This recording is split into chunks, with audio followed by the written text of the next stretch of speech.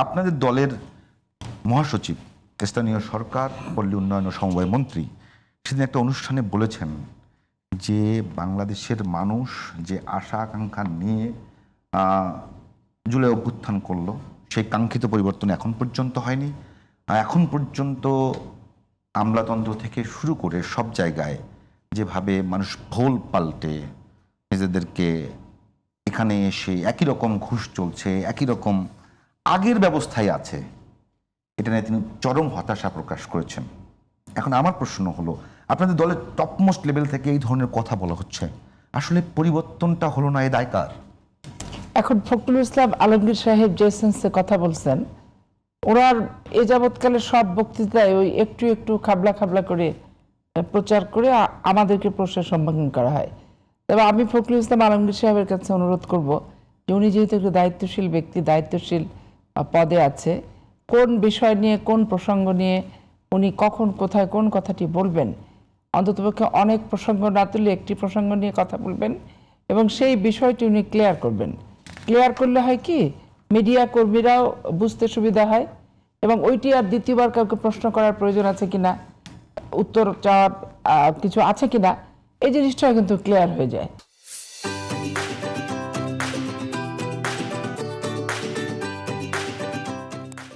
তাহলে আমি এখন উনি একটা প্রসঙ্গের ভিতরে একটা প্রসঙ্গ তুলে দিলেন। যে কথাটা বলেছেন হয়তো আমি ধরে নিলাম যে উনি তার ব্যক্তিগত বক্তব্য। আমার প্রশ্ন, আপা, আপনি মনে করেন কিনা যে বাংলাদেশে জুলাইয়ের যে অভ্যুত্থান, আপনারা যে আন্দোলন করছেন, সংগ্রাম করছেন, আপনাদের দলের লোকজন জীবন দিয়েছে, প্রাণ দিয়েছে, অনেকে অনেকে এর মধ্যে তারা প্রাণহানি হয়েছে, সাথে মানে অঙ্গহানি হয়েছে, তারা পঙ্গুত্ব বরণ করেছে, যে আকাঙ্ক্ষা নিয়ে যে পরিবর্তনের জন্য আপনাদের দলের এবং আপনারা যে চেষ্টা করছেন, সেইটা কি আপনারা অর্জন করতে পেরেছেন? আচ্ছা, এইখানে এখন আমি একটা কথা বলি।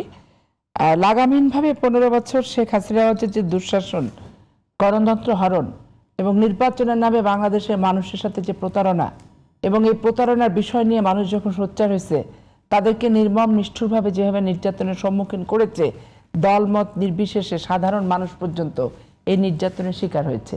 এই 15 বছরের গুম খুম নির্যাতন এবং অস্বাভাবিক অগণতান্ত্রিক আচরণের বিরুদ্ধেই একটা জ্বলন্ত প্রতিবাদের দিবস হচ্ছে জুলাই আগস্টের অভ্যুত্থান। এবং এই অভ্যুত্থান যখন একটা অভ্যুত্থান সফল হয়ে গেল, তখন এখানে কোনো পূর্ব শর্ত ছিল না। একটাই শর্ত, শেখ হাসিনার বিদায়, শেখ হাসিনার দুঃশাসনের বিদায়।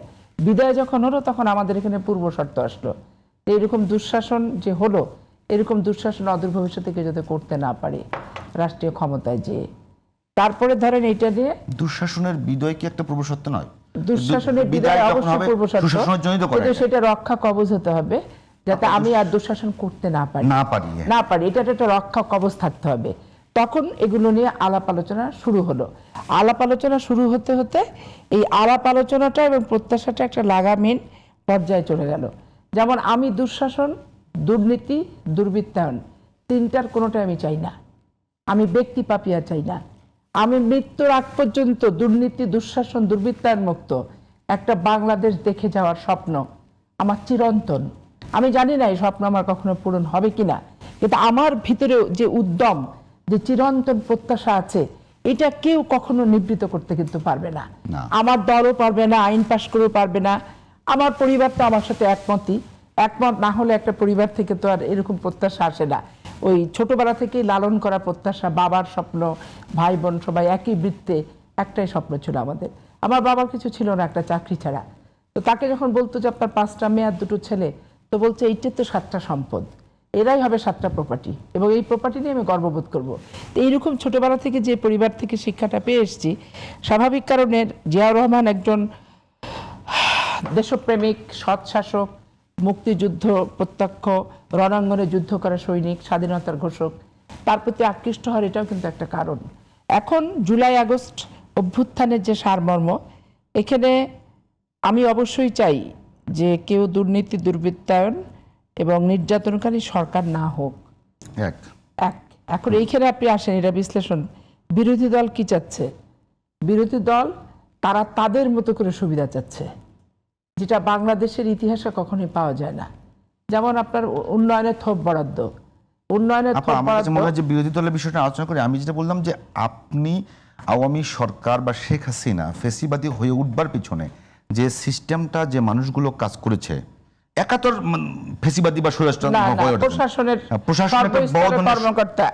কর্মকর্তার সাথে সাথে কিছু সিস্টেম তারা দাঁড় করিয়েছে। ঠিক আছে, সেই জায়গাটাতে না আসলে একটা পলিসিগত জায়গাতে বিএনপি সরকারের কাছে একটা আকাঙ্ক্ষা থাকে কিনা? আকাঙ্ক্ষা আছে, আমারও আছে, আমার সেই আকাঙ্ক্ষাটা আছে। এখন এখানে একটা জিনিস আপনাকে চিন্তা করতে হবে, এই 1.5 বছরে আমার যে অভিজ্ঞতাটা হয়েছে অন্তর্বর্তীকালীন সরকার নিয়ে, এতে আমি খুব হতাশ।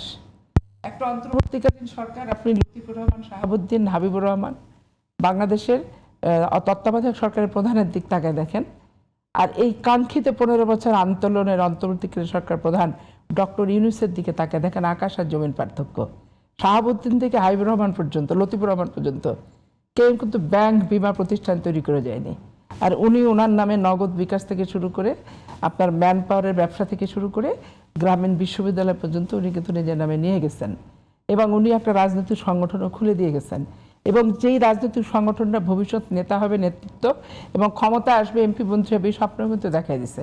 আমরা 80 দশকে আন্দোলন করছি, কিন্তু আমাদেরকে ব্যাক টু দ্য প্যাভিলিয়ন। যখন আন্দোলন সমাপ্ত হয়েছে, কাঙ্ক্ষিত লক্ষ্যে পৌঁছেছি, আমরা আমাদের শিক্ষা প্রতিষ্ঠানে চলে গেছি।